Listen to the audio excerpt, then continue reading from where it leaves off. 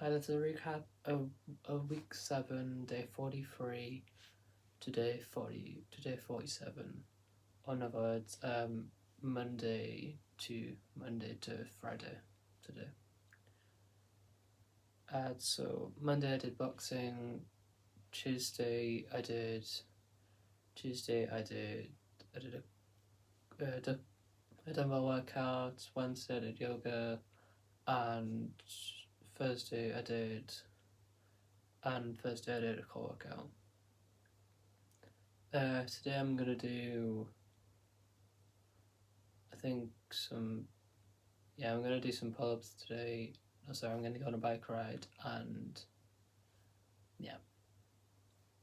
I've still got this because of my shin splints, so training's kind of suspended, but I'll still be doing other body stuff, so yeah.